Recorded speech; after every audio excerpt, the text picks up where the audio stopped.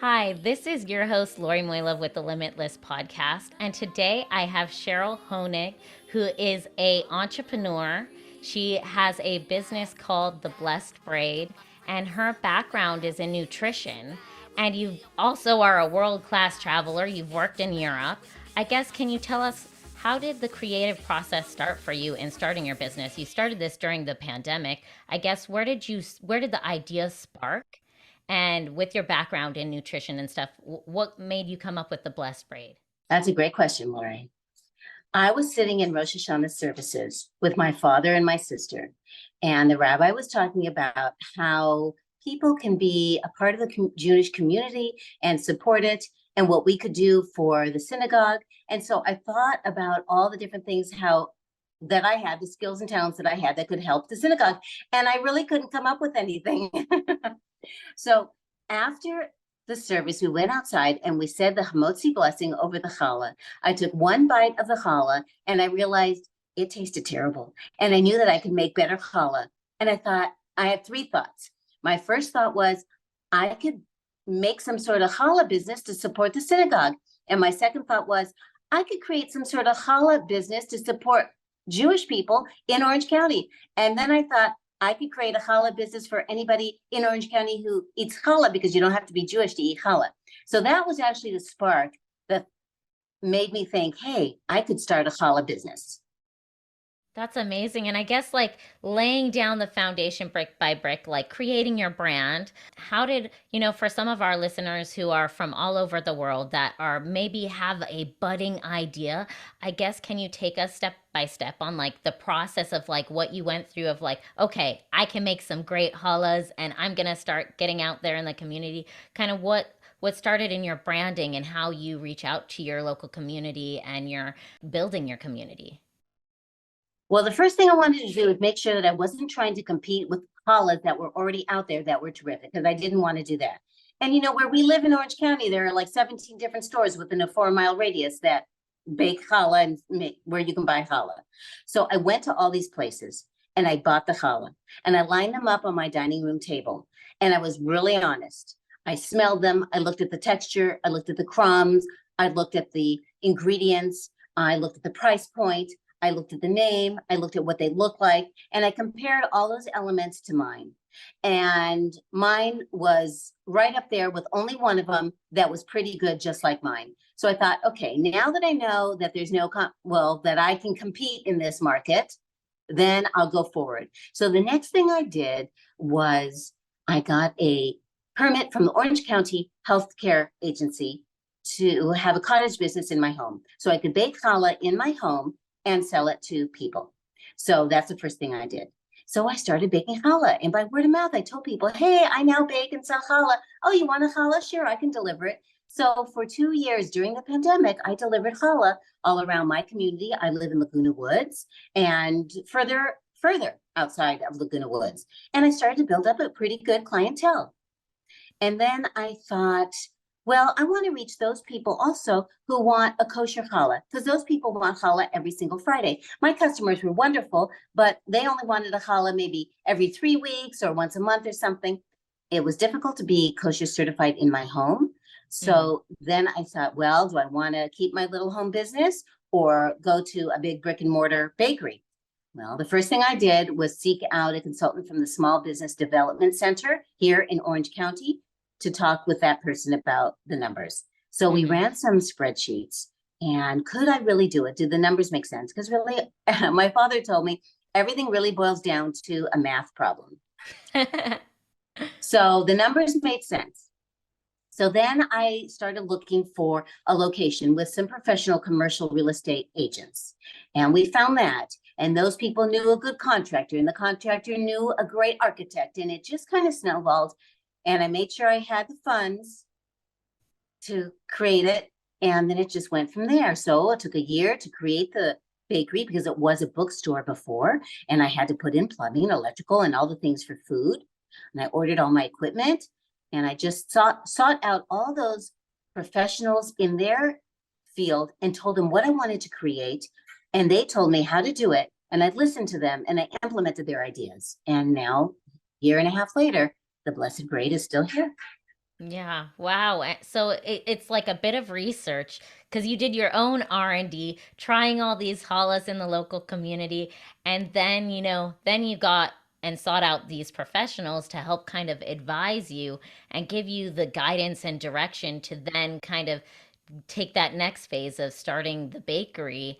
And yeah, like you said, it does take some time. So I guess what are some like words of wisdom that you can share to other entrepreneurs, because you're an entrepreneur yourself and creative and coming up with these ideas and following like the path for the blessed braid. Like, I guess what words of wisdom and advice could you give someone who has a budding idea or they're just starting out as an entrepreneur and there's ups and downs? What's the advice you can give them?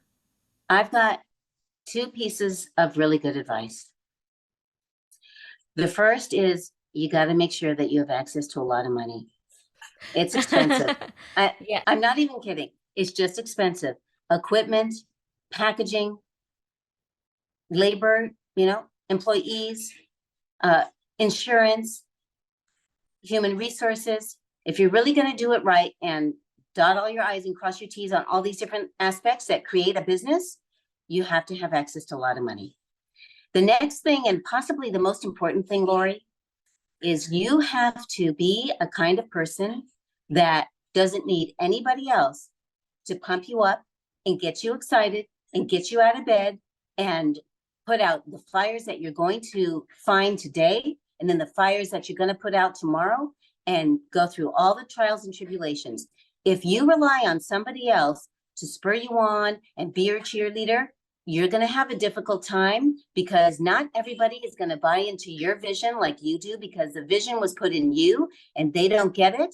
So you have to be your own cheerleader 24/7 every moment of every day. That's the biggest thing because there's a lot of ups and downs and it is not easy. And you have to continue to go every day and look for another way to have a wholesale account and how do I get people in and what do I do about advertising? Because every single decision you have to make on your own, unless you possibly have a partner. But you've got to be that kind of person that gets your butt up every day and goes out and keeps that positive attitude. Those two things, money and the positive attitude, are important. Yeah, no, I definitely see that, and that's how we kind of met. Was you were reaching out to the community and very positive and uplifting by also sharing samples. And I guess what gave you that idea to like get out in the community and reach out and connect to your customer in person. Oh, that's easy. I think selling baked goods is easy because all you have to do is get it into someone's mouth and they go, oh my God, this is delicious. Where can I get it? And then you say Yeah. right here on my display. So it's so easy. And I enjoy people and I have a, positive outgoing personality generally, naturally. So that's the favorite part of the whole thing for me, passing out samples and meeting people. And I love to give them a sample and see their reaction, which is usually positive and uplifting, and they're smiling and they get excited and they go, and I get the head nod a lot, like that. And then they Yeah. say, where can I get it? And I say, it's right there. And then they pick it up and they buy it. So passing out samples is one, important for a business aspect, but two, it also gives you good feedback too about your product. And Yeah. people really enjoy meeting me because I say, I'm the owner of the bakery. It's baked local. And they really enjoy supporting people like myself and others who are trying to create a business, a local business, because we all know how difficult it is. And, it's to be rewarded and applauded.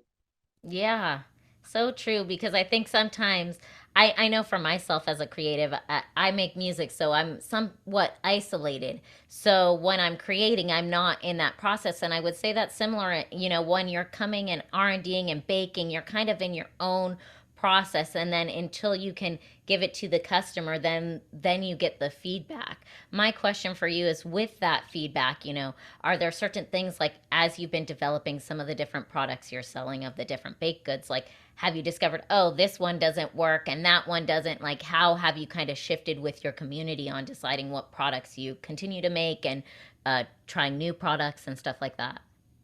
Well, I have my ego very well in check. My ego's not involved. So when someone tells me something's great, that's wonderful. When Mm. someone tells me something's not so great, I really listen. So we opened on December 23rd, 2021.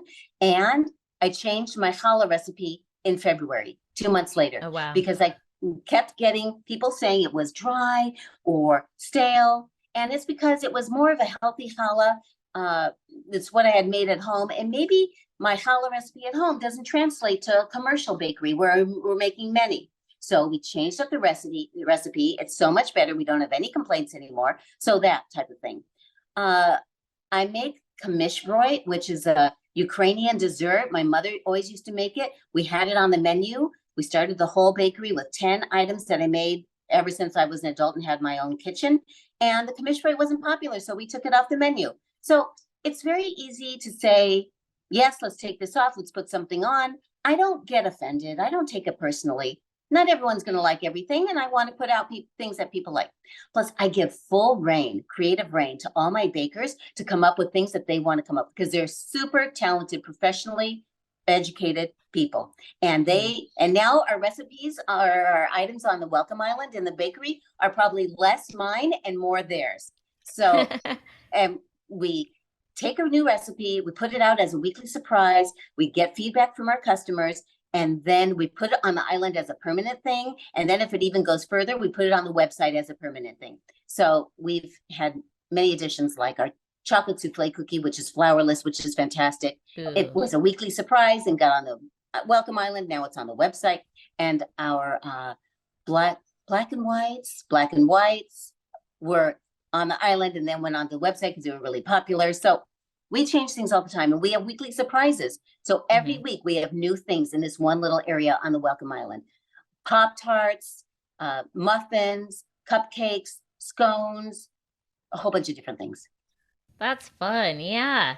I guess and originally you started with challah. So you've kind of branched out into other things too, and are testing and trying new things and seeing what connects with the community.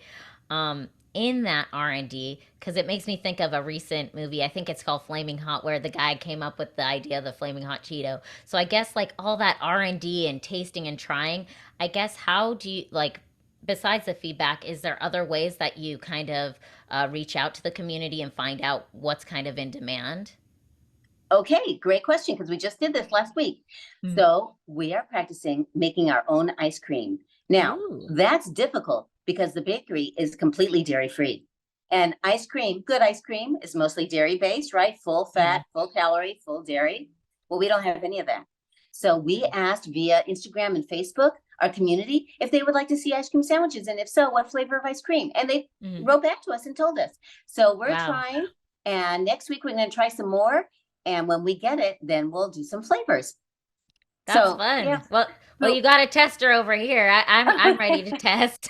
Thank you. And I'm sure some of our Limitless listeners that are based in Orange County definitely will, and maybe some of our international ones. If you have a tasting, maybe they'll come fly over here to try some.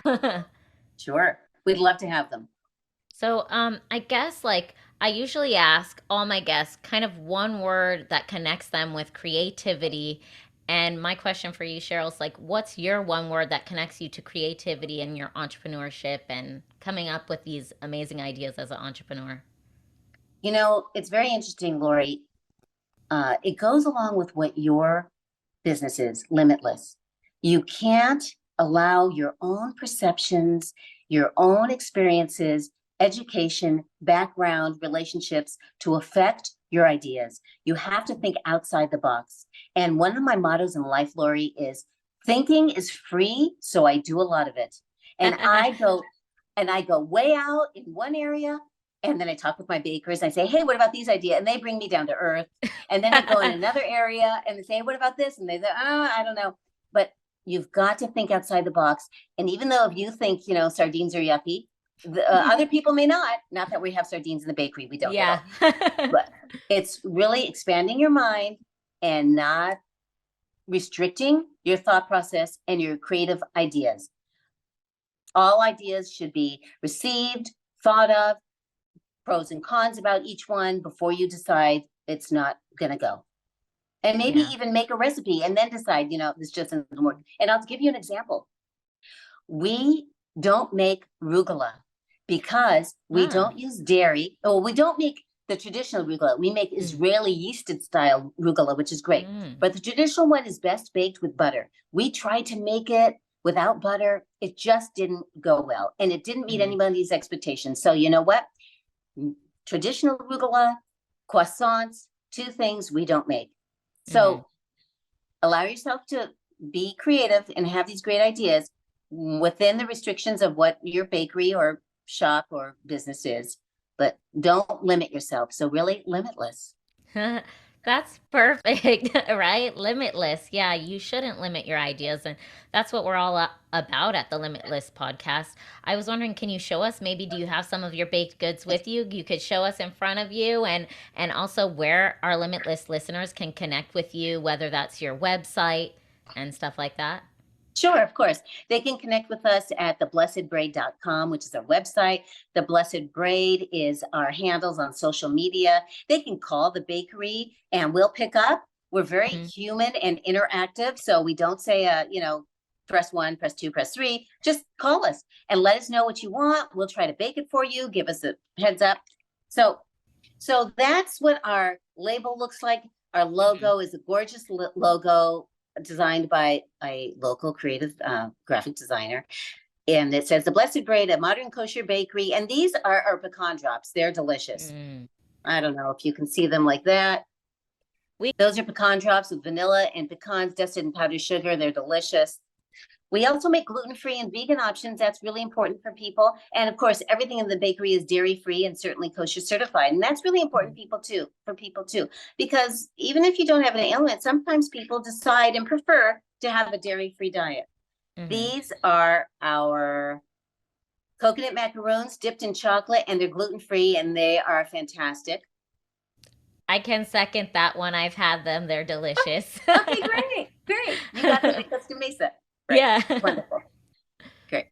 Yeah, so they can find you at theblessedbraid.com. And then you said they can also, contact the bakery, and they can find out your number through theblessedbraid.com and just reach out to you, right, Cheryl? Like you're available through social media and whatnot. And if they have questions or they just want to come to the bakery or try things, I guess what stores and stuff can they go to get the Blessed Braid? And I know that you also do some orders, but you ask for 48 hours of advance time if it's a large order.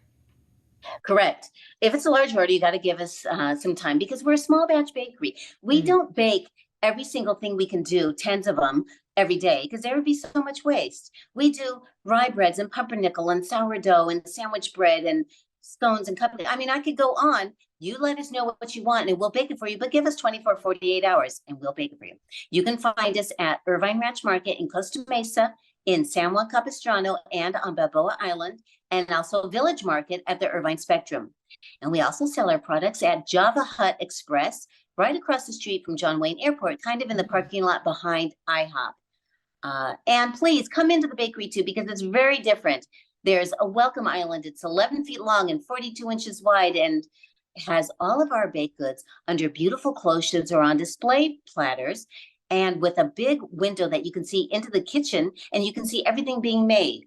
And so we are out in the front with our guests, and we take their order. It goes into the back, into the kitchen, and the packer packs the order. And you can see that all happening from fresh products that were just made that day. Everything's made daily. And so it's really different. It's not a take your number and wait for your number to be called and us and them environment with we're on one side of the counter and the guests are on the other. It's not like that at all. I wanted it to be interactive and homey, and to feel like when you go to someone's house and you put on the food on the island and everyone walks around the island with their plate and gathers food on their plate. It's exactly that type of thing. I wanted to be homey.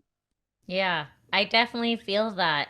Thanks so much, Cheryl, for being on the podcast and also being limitless and sharing, some of your creative hacks as an entrepreneur. I really appreciate it. And I know our listeners will have learned a lot by doing some R&D, getting feedback, losing their ego, and all that fun stuff. Lori, it was a pleasure to talk with you. Thank you so much. And I really enjoyed meeting you and your family. Yeah, likewise. And I guess everyone go to the Blessed Braid, get some yummy challah and some amazing baked goods in Orange County. And if you're not from Orange County, come fly to Orange County and try some baked goods. Because I know some of our listeners are international. So, there's always a great time to go to California and Orange County. So thank you so Yes, much, Cheryl. you're welcome, Lori. Thank you. You have a wonderful day. Thanks, you too.